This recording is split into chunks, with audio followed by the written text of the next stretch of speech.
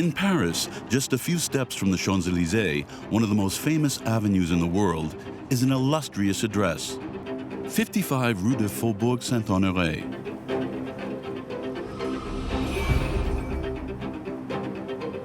Here, behind the ceremonial gate and surrounded by high walls, is the power base of the President of the French Republic.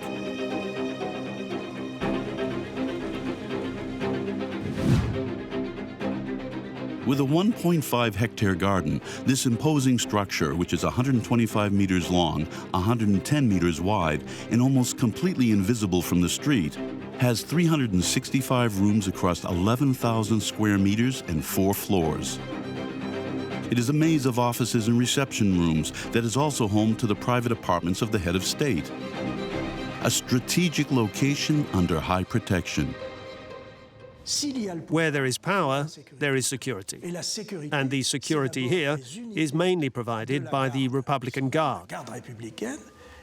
There are 400 officers ensuring round-the-clock security for the Élysée, along with the police, who provide protection for the Republic's top officials.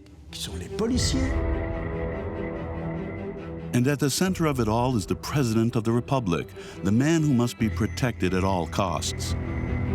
The Élysée is a fortress where you can only enter or leave with the authorization of its security teams.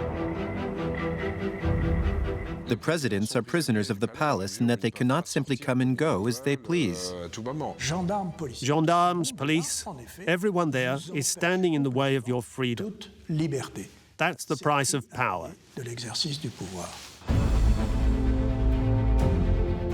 And at the center is an underground bunker that is classified as a state secret, hidden beneath the eastern courtyard of the palace. Jupiter HQ was created under President Valéry Giscard d'Estaing. In 1974, right after he was elected, he realized that the Élysée was a seat of power that was not up to the same standards as the White House or the Kremlin. One of the first things, according to our knowledge of the introductory protocol, was a military briefing with the Army Chief of Staff, who explained to the President how the nuclear deterrent operated. Because the President of the Republic is the only one who can press the nuclear button. And during this briefing, Giscard realized that the control system for the nuclear threat was hidden behind the moldings in one of the big reception rooms on the ground floor of the Élysée. He was kind of surprised. France was a nuclear power. It was unacceptable to rely on a button hidden in the paneling.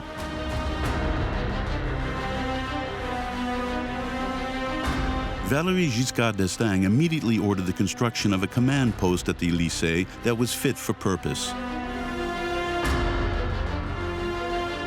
A forgotten part of the basement that was being used as a storeroom might do the trick. It had been constructed 40 years previously, when the Nazis were threatening the whole of Europe.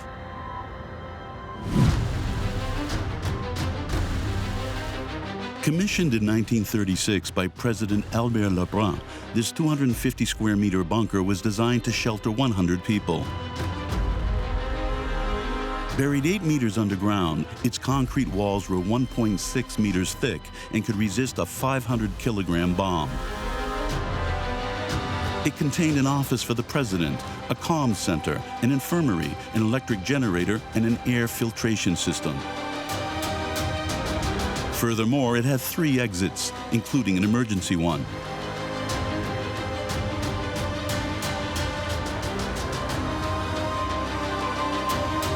It was the perfect place for the new Jupiter HQ control center.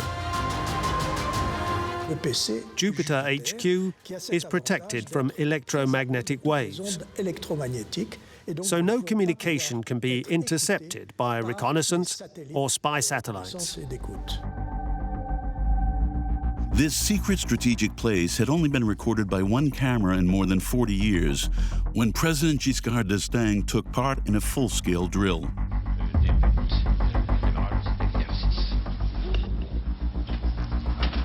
It has now become a kind of command center. Today, the defense meetings held every Wednesday before the cabinet meets take place at Jupiter HQ. So it really is where key decisions are taken and from where military operations are monitored. An underground bunker, around-the-clock police presence. If there is one forbidden and secret place in France, it is the Élysée Palace. Few are permitted to enter. And fewer still are those who know why this 18th century private home and its annexes, namely the Palais d'Alma and the Hôtel Marigny, where some 800 people work every day, were chosen to be the nerve center and the symbol of the French Republic.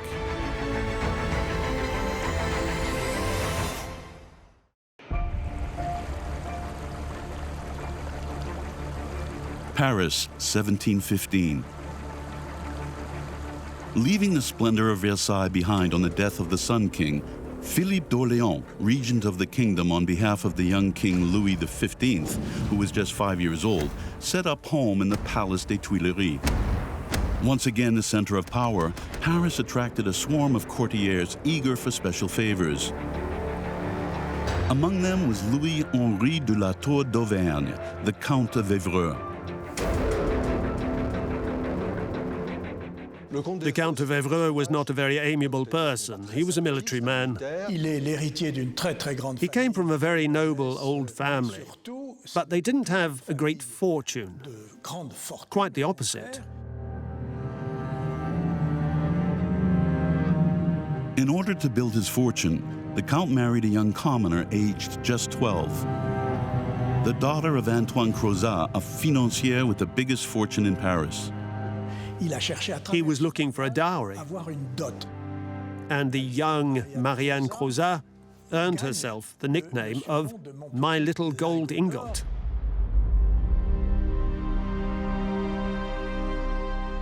The Count of Évreux was thirsty for power and recognition, and began building the most fabulous private mansion Paris had ever seen. Having a mansion was a social necessity, as one couldn't hold on to one's rank in the eyes of king and court if one didn't have a mansion. And architecture was one of the means to boost one's standing if one wanted to be an aristocrat. All he had to do was find a site in the capital that would suit this ambitious project.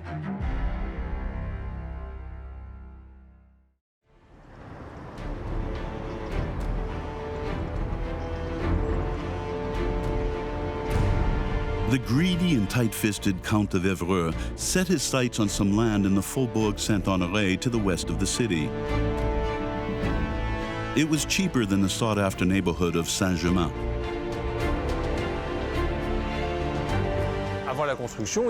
Before the construction began, this was the countryside. It was right on the edge. It touched the city on one side, or almost, and on the other side was the countryside.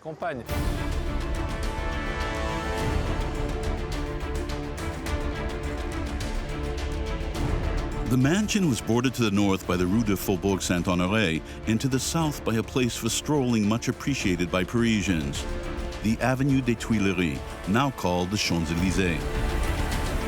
From this road, walkers could enjoy a magnificent view of the future Évreux mansion. It was a very fashionable place to stroll in one of the routes to Versailles, so everyone could see the building.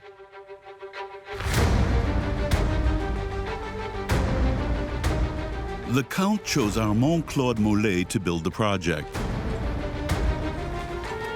The architect was also the owner of the land upon which the house was being built, and his condition for selling it was that he would be appointed to build the mansion himself. If we look at the work Mollet produced, we can see he wasn't a very great or significant architect. His architecture was very heavy and very stolid. The details aren't very well defined. The future Évreux mansion would not dazzle with its originality. But the Count was vain and insisted on some exceptional dimensions.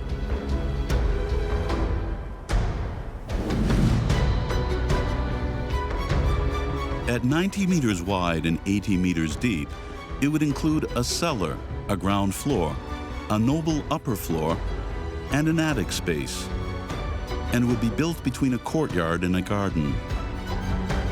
The garden is huge, thanks to successive acquisitions by Évreux, who wanted to have the biggest garden possible. Then in the middle there's this house, which is absolutely colossal, with so many windows and such height. It's like a crossover between a Parisian townhouse and a chateau. In terms of its dimensions and spatial organization, this architecture is quite exceptional. When it came to building it, he was very motivated by influence and appearance. It was as if he was saying, "Look what I can do." This was a mansion whose huge size, luxury, and opulence would serve to illustrate to all the Count's power and prestige. The problem was that for protection purposes, its splendor had to be hidden behind high walls. So how could he shine without risking being robbed or murdered? The problem with the Parisian mansion is that if you're far from the street because you're between the courtyard and the garden and not on the street like Italian mansions, you need to catch the eye of the audience to show them this is an important home. So the gates took on that role from the 17th century onwards, when we see the development of some very big gates in Paris. A colossal gate like a triumphal arch decorated with the Count's coat of arms. On either side were two pairs of Ionic columns, a privilege reserved for blood princes, framing a heavy wooden door. Rebuilt in the 19th century, the current gate has retained the same dimensions. Great architecture in the classical tradition involved making very tall doors. And by going up very high, we can see all the elevation, a corner of sky. It was all about impressive staging. This staging was something the Count wanted to push to its limits. The gate opened onto a huge courtyard. Its semicircular shape would facilitate maneuvering the carriages. On either side, two service courtyards would welcome the staff quarters, the kitchens, an orangerie, and some huge stables. 50 horses was a huge number. You need a groom for X number of horses, and you'd have to pay them, you'd have to feed them, etc. That meant some considerable expenditure in terms of energy and money. The more rooms you had, the more important you were. It's a bit like the number of staff you had in your home. It was a very important social marker.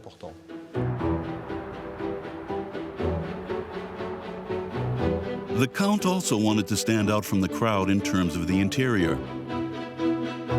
Until then, townhouses and castles only had one succession of rooms overlooking the courtyard and garden.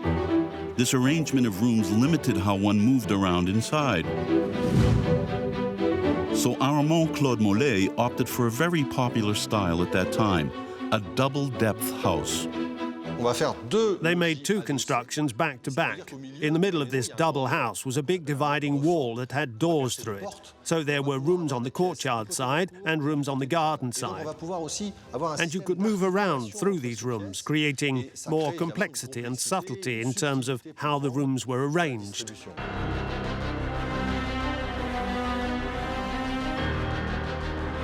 The project was huge, but work got started very quickly and enthusiastically. The pale stone was transported by river from the Paris region in a continuous flow. It took just 2 years for the architect to complete the major works. Our forefathers had skill in terms of construction that were absolutely remarkable simply because they couldn't afford to get things wrong. Today we can make mistakes. We just bring the machine back, and in 3 days, the pile of earth that was on the right is now on the left. Back then, if you got it wrong, you had to find 300 people to move your earth. Work sites back then were very well organized indeed. On December 14, 1720, the Count inaugurated his mansion, keen to lay out his riches before Paris society. Even the regent came. For the first time in its history, state power passed through the gates of the future Élysée Palace. On the ground floor, one room particularly attracted attention, the ceremonial salon. now the ambassador's salon in the center of the building. This was the center of everything. From the courtyard, you could come straight into this room, which was also open onto the garden on the other side. It was the heart of the system. The walls were covered with wooden panels that had been carved out in the workshop and then assembled like a jigsaw puzzle, providing a huge framework. A gap was left between the wooden panels and the wall to insulate the building from damp and cold. The decoration was ever more luxurious. Noble woods were used. There was no papier-mâché like they had in the 19th century. Everything was carved from a solid piece and covered with gold leaf. These walls cost a lot of money. The decoration using bellicose motifs recalled the Count's exploits. Basically, Évreux wanted to express how he saw himself. He loved war. He loved the arts. He was the complete man. The regent was so impressed by the magnificence of the house and by this courtier so eager to please the court that he awarded the Count 740 toises of land from the Champs-Élysées, a half-moon shape that finished off the final design of the garden. The operation was a success. The Count was delighted, but his young wife less so. This woman, whose dowry had been the Count of Évreux's ticket to the court, was horrified to discover the apartments on the first floor that were reserved for her. When he inaugurated his mansion, part of it was finished, but the apartments on the first floor were not. Anne Crozat soon realized things were not going to work out, and she was right. Turning his back on his wife, the Count lived alone in his dazzling mansion in the Faubourg Saint-Honoré. He would live there until his death 30 years later. The story of the Élysée might have ended there, but it was not to be.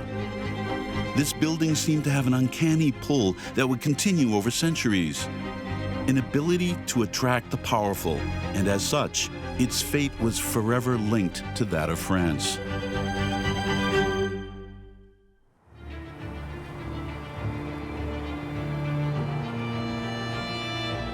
(1805) Paris. Half a century after the Count's death, France was under the yoke of a new power. That of self-proclaimed French Emperor Napoleon Bonaparte. A product of the revolution, he knew that power was fragile and that the capital could rise against him at any time.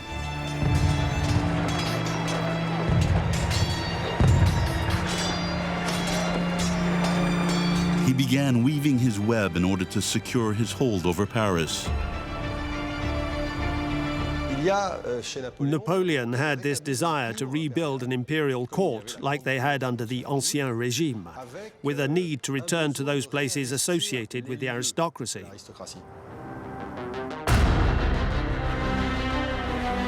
Napoleon wanted to set up his entire court in the mansions lining his palace at Les Tuileries. His sister Caroline and his most faithful comrade-in-arms, Joachim Murat, would have prominent positions. Murat was a military man. He was a divisional general. He was known for his sumptuous adornments. Even on the battlefield, he'd be covered with furs and jewels. Napoleon paired him up with his sister Caroline, who was a very ambitious woman. She would go on to try and increase her power, even sometimes shifting away from her brother. They were an insatiable couple, but for the time being, had to sing the praises of the empire. To do this, Napoleon tasked them with a mission to throw weekly balls in the capital to ensure the loyalty of the bourgeoisie. 10 years earlier, they were in the midst of a revolution, so the nobility, this imperial society, had to find new reference points. And these reference points would be receptions at the Élysée. Caroline's keen eye fell on an old abandoned house, the Évreux mansion. Since the Count's death, the building had been the property of the Marquise de Pompadour and then of Bathilde d'Orléans before falling from grace during the Revolution. On the Rue du Faubourg Saint-Honoré, there were stores, a butcher, and animals inside the courtyard of the Élysée. It really was a big mess following the revolution.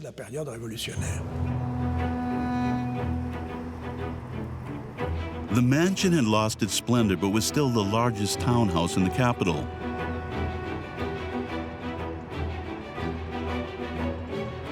Caroline saw its potential. She transformed it into the most populous spot in Paris and a springboard for her ambitions. The only problem was that it didn't have a room that was big enough, that measured up to the empire and its powers.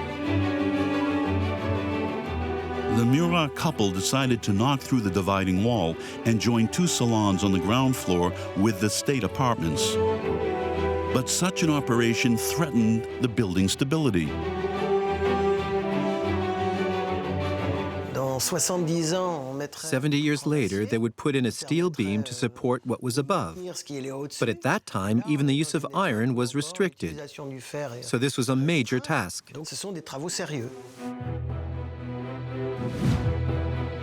To stop the western part of the building from collapsing, the architects propped up the ceiling to support the weight of the whole structure. The wall was then knocked down and a beam set between the dividing wall and the outside wall. This dangerous work revealed a significant fact. The Élysée was never built to become a seat of power. One should not forget that one was taking a townhouse, a very big one at that, and turning it into a very important place of power for receiving guests. But it wasn't enormous, so they didn't know where to put the musicians. In the end, they put them outside, where there was a kind of stage, so that the entire room could be given over to the dancers. You can imagine having women here in their crinolines. You wouldn't be able to fit that many in. But a major difficulty for architects remained. Creating a suitable access to the principal floor where Joachim Murat would take up residence. Until that point, access was via two small staircases located in the east and west pavilions of the central dwelling. The fact that the house did not have a staircase during the whole of the 18th century is something totally atypical for a Parisian townhouse, and one might imagine that for Murat it was absolutely unthinkable not to have a ceremonial staircase.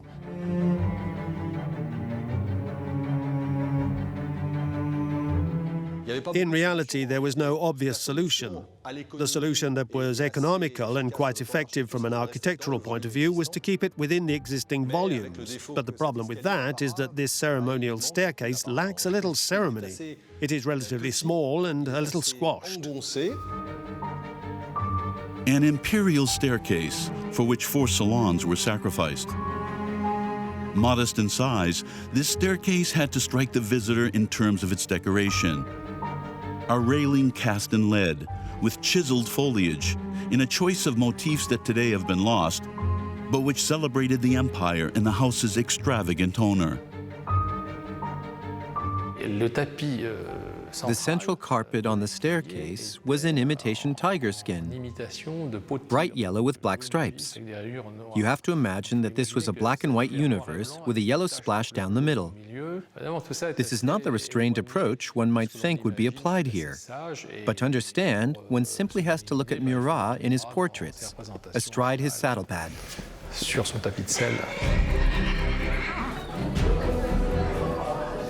On December 1st, 1806, a lavish reception marked the end of the work, which cost more than 2 million francs.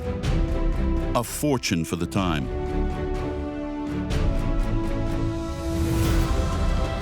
In the Murat Salon, 4 paintings depicting ancient symbols such as Trajan's column, the Tiber, and the Nile were like propaganda for this princely couple.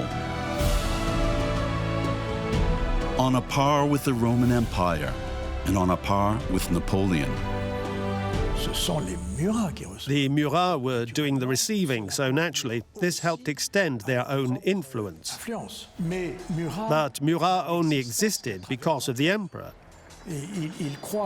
Naturally, he believed that he existed in his own glory, which he gladly displayed. But without the emperor, there was no Murat. It's never a good idea to try to play equal to an emperor. 2 years later, Napoleon crowned Caroline and Joachim Queen and King of Naples. This was a bitter victory for the couple, as they were forced to leave a capital over which they had cast their influence, and leave behind this house with its mysterious power. The emperor obviously wanted to keep them away from Paris. There was enough plotting already, especially for royalists, so he didn't need any further risk. In exchange for their promotion, the Murats had to hand the Élysée and everything in it over to Napoleon. The palace became Napoleon's private residence, and then, in a new move for the time, his state residence. The Élysée was not the Tuileries. It should be remembered that the garden there was open to the public, and people could walk almost right underneath his windows when he was at the Tuileries. He liked to retire to the Élysée to be able to prepare for both political and major military operations. Napoleon prepared the Russian campaign at the Élysée Palace. And for the first time in a century, the Élysée became a place where decisions of power were taken, and also where the sovereign was located.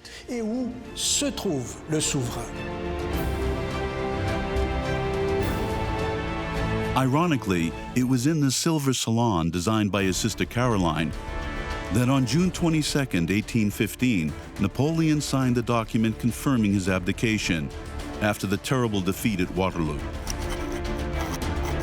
The emperor had fallen, and the Élysée once again became one house among many, even serving as a furniture repository. It wasn't until 3 decades later that another Bonaparte revived this sleeping abode.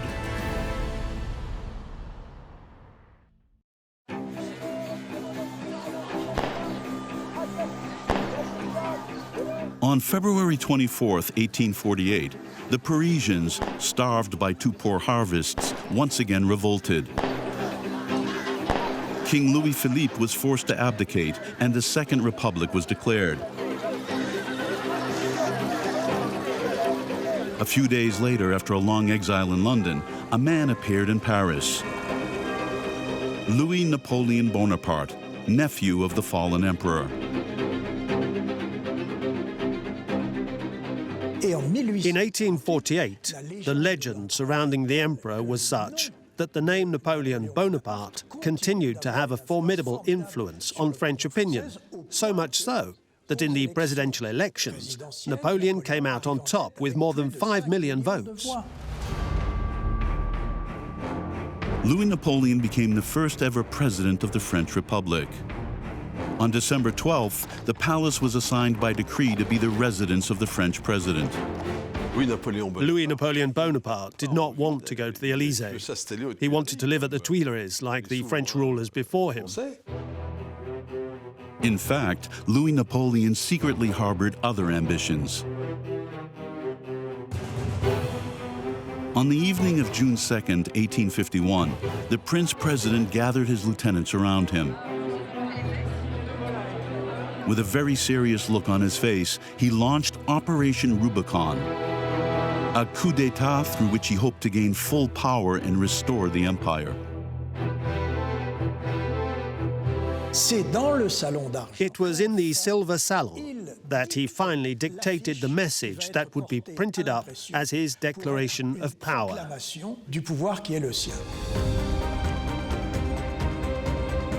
The Second Empire had been declared, and the man who now called himself Napoleon III took up residence at the Tuileries. As for the Élysée, it would have a place of prominence on the political landscape being constructed by the emperor. It would be home to guests of France and the centerpiece of French diplomacy. And the Élysée did indeed receive distinguished guests, including the Tsar of Russia, the Shah of Iran, and the Sultan of the Ottoman Empire. And the first of these diplomatic missions involved a reconciliation with none other than the Queen of England. Napoleon III invited Queen Victoria to the Élysée Palace. The Élysée was being used to make Napoleon III's great European dream come true. But Évreux's old townhouse had never been designed to welcome such guests. It wasn't big enough to accommodate the dozens of servants that travel with heads of state. The staff quarters were falling into ruins. Security was virtually non-existent. He was determined that if he were to receive the kings and queens of England, then he had to demonstrate that France was not in a similar state of decay as the Élysée was at the time.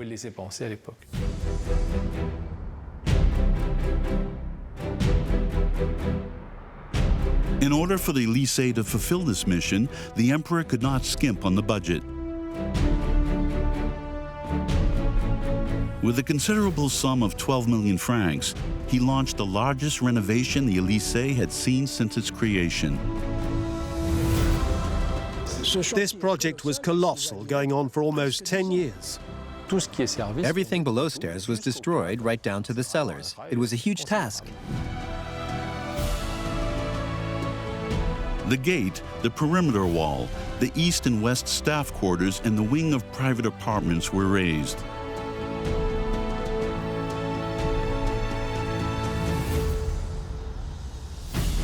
Huge efforts were put into transforming the Évreux mansion into a spacious, luxurious, and above all, secure palace. First, it had to be isolated on all sides. To the east, a new street would be built, Rue de la Reine Hortense, renamed Rue de l'Élysée.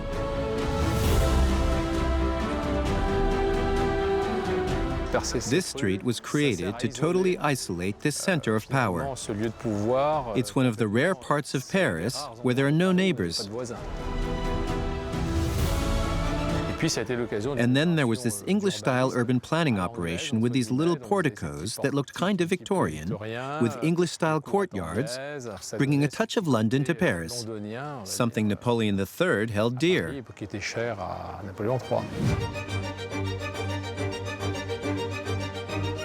The Élysée was now out of sight and closed in on itself. The staff quarters were rebuilt. There were now 3 terraced levels open to the courtyard with bays created in the old arcades. To the west, the stables were replaced to accommodate infantry and cavalry units.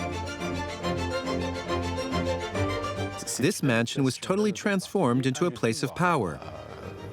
So there had to be a kind of militarization of the site to guarantee its security.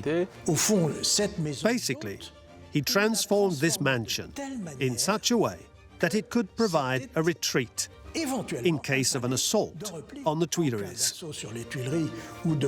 He could retreat to the Élysée, stand firm and resist, without ever having to leave Paris. I don't know that's what he had in mind, but in terms of the project, that's what it looked like.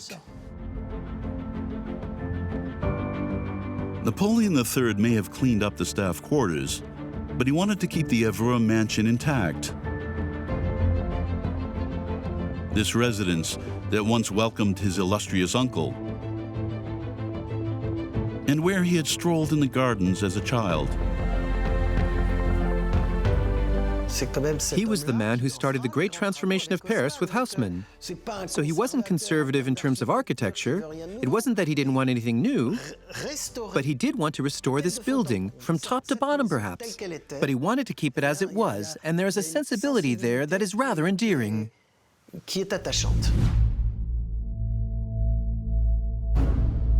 But when the restoration work began, the architects made a terrible discovery.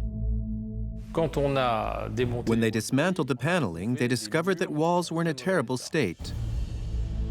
The palace was actually collapsing. Évreux's mansion had been eaten away from the inside and was threatening to collapse because of a surprising weakness: the fireplaces. In the old days, fireplaces were put in the middle of the wall, so when the partitioning was changed, you had to change the location of the fireplace. And when you change the location of the fireplace, you cut a section out of the wall to put the conduits through. But once you've done that 2 or 3 times, the wall is full of holes. One more hole and the whole thing collapses. To save the building, they had to rebuild all the supporting walls. For this, the woodwork had to be dismantled, the walls demolished, and the floors dismantled. The Élysée was completely emptied, like a shell. In terms of the plasterwork, which would have been destroyed when the floors were replaced, they took moldings of it and then reproduced the plasterwork from these molds and put it back. So what we have today is plaster moldings of the 18th century originals.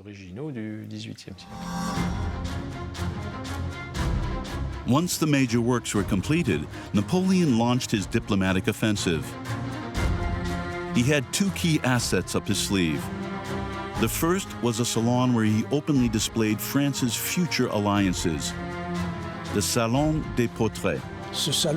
This Salon des Portraits contains paintings of all the monarchs of the time of Napoleon III. Everyone who, along with Napoleon III, made up a kind of G7 meeting of the period, including the Pope.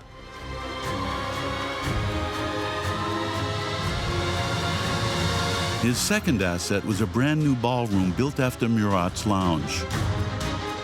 Classical in style, it included all the codes of the empire. But above all, it was designed using the best technology of the time. He had to show that France dominated modern techniques. So you had very large mirrors that are made with mercury. They were the biggest that could be made at the time. They had to not distort the image too much, because if you're in a room where the reflections are moving weirdly when you look around, it's going to make you feel sick pretty quickly. It had to be perfectly flat, and that was very complicated to do. It was at the Élysée Palace that his uncle had launched his fatal campaign. And it was also at the Élysée Palace that Napoleon III would form alliances with the enemies of yesterday. In August 1855, Queen Victoria visited 55 Rue de Faubourg Saint-Honoré. You might say that on that day, the rivalry that dated from the consulate and the empire was erased. All the other reasons for their rivalry remained, but there was no longer this bone of contention between Paris and London. Napoleon won his bet. He had sealed a historic alliance with England that would change the course of history. From then on, the Élysée became the beating heart of France's foreign policy. Its prestigious guests included kings, princes, emperors, and sultans. When the Sultan of the Ottoman Empire visited Paris, he came with his animals. He put a tent in the courtyard of the Élysée. It was the same when Nicolas Sarkozy received Gaddafi. In fewer than 15 years, Napoleon III transformed the Élysée into the flagship of French diplomacy and one of the state's most prestigious buildings. But history would once again turn the tables.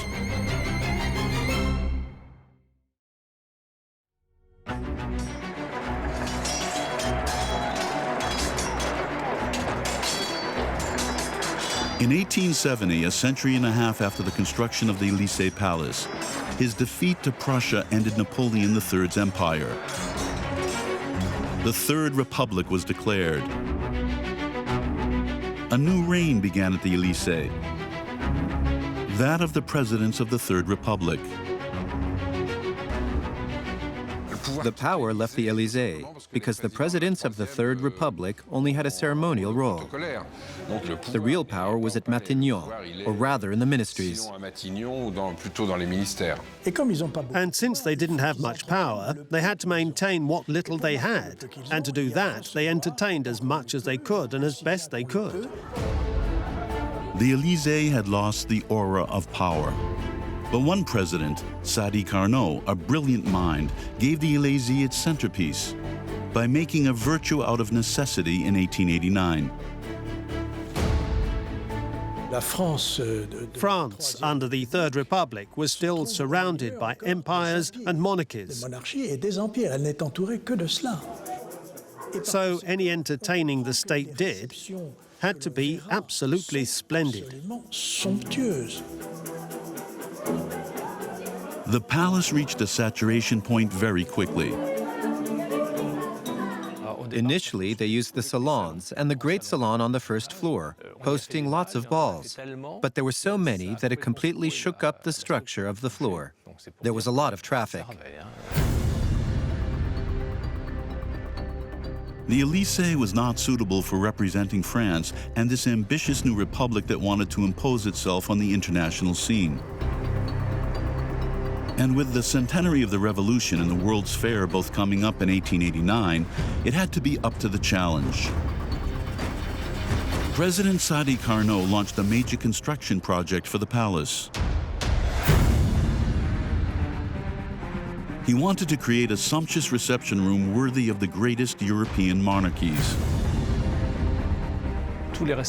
All our leaders have always had this hang-up about Versailles and the Louvre, unwilling to give up on the effect of great classical stone architecture. But at the same time, they needed a framework from which to be able to construct quickly, and the benefits of iron were very tempting. The Eiffel Tower had just been completed in this innovative material and was the standard bearer.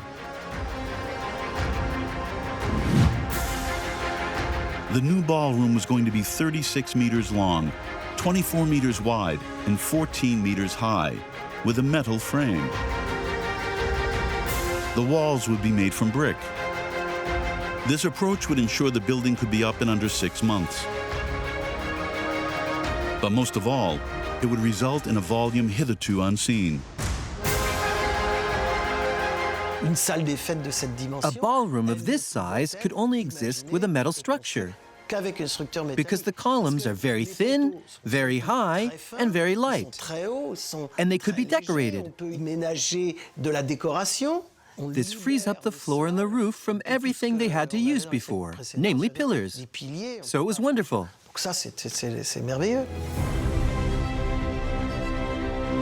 The ceilings were covered in the colors of the Republic: blue, white, and red.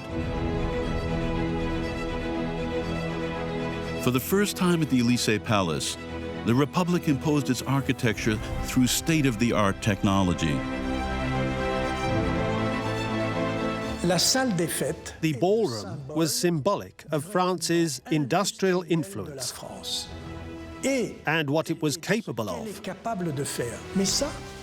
But you couldn't see that from the outside.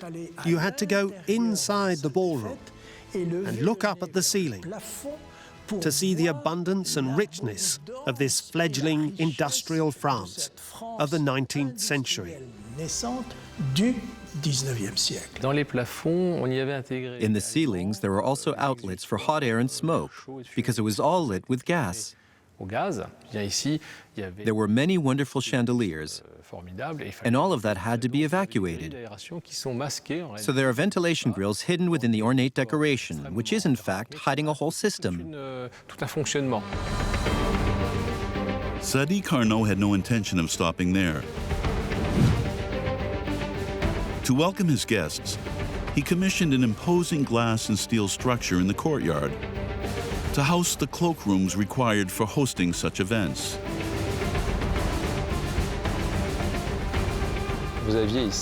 Here, there was a conservatory-like structure with a metal frame and glass that occupied virtually the entire width and the entire height of the first floor.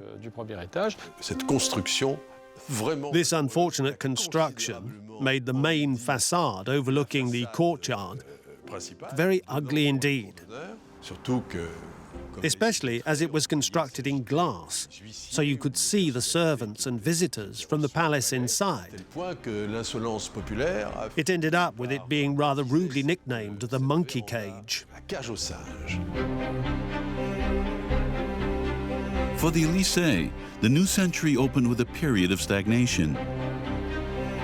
The palace took on the appearance of a bourgeois house where boredom had settled in for a long stretch.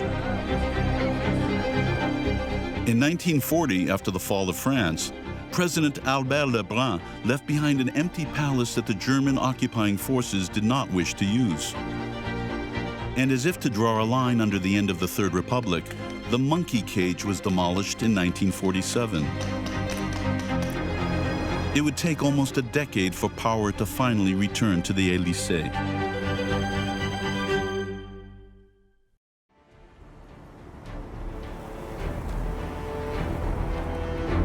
In the cold winter of 1959, a car escorted by gendarmes headed for 55 Rue de Faubourg Saint-Honoré.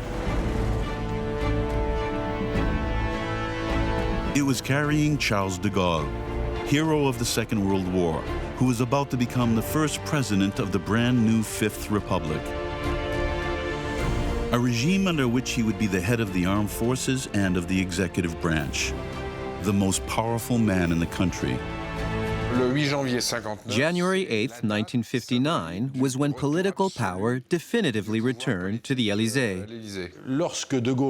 De Gaulle himself said, "Did anyone think I would take the helm just to be a ribbon cutter?" This time, we had a kind of Republican monarch, and that was de Gaulle. A Republican monarch who, as dictated by tradition, must take up residence in the former Évreux mansion. He hated the Élysée, this former mansion that was now squashed within the city. He couldn't breathe there. It was not a place from which to exercise power. De Gaulle wanted symbols and an expansive view. De Gaulle suggested moving the presidency to the Château de Vincennes or Les Invalides, places that, in his opinion, better embodied this new presidential power. When he suggested Vincennes, they said, "But General, Vincennes is too expensive. The École Militaire would be too difficult. Don't even think about Les Invalides." The Élysée was the only choice. The general had to make the best of a bad job, and as such, the Évreux mansion had to bend to his will. Like a true military leader, he embarked upon an in-depth reorganization of the palace. Until then, it had been a ceremonial residence, but now the Élysée Palace was to become the nation's command center. De Gaulle arrived. He needed teams, civil, military, and foreign affairs. There wasn't enough room. General de Gaulle's staff was 6 or 7 times bigger than that of his predecessor, René Coty. One of the first things de Gaulle did in '59, when he arrived, was to reclaim the entire first floor. Because until then, the first floor had been used solely to receive visiting foreign heads of state. When he was asked where they should be put, de Gaulle replied, "I don't want to be seeing kings in pajamas in my corridors."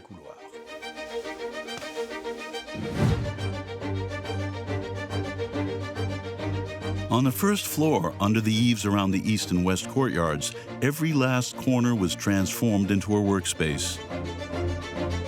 The palace turned into a gigantic anthill where 400 to 800 people were bustling around every day.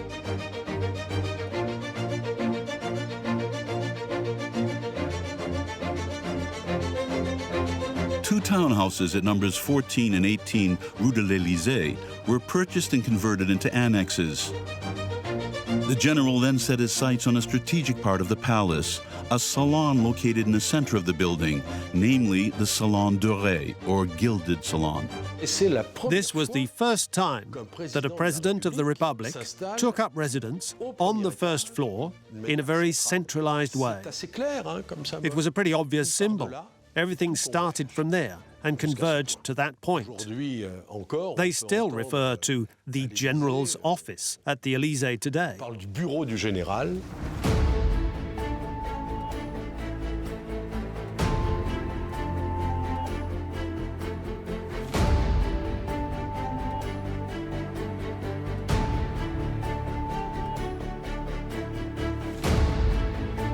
Since Charles de Gaulle, every subsequent president of the Fifth Republic has taken up residence at the Élysée. Despite its shortcomings, this 18th century palace has established itself as the first residence in France, the hyperstructure of French power. Could France or the rest of the world now ever imagine the president living anywhere other than the Élysée, this gilded symbol of Republican pomp?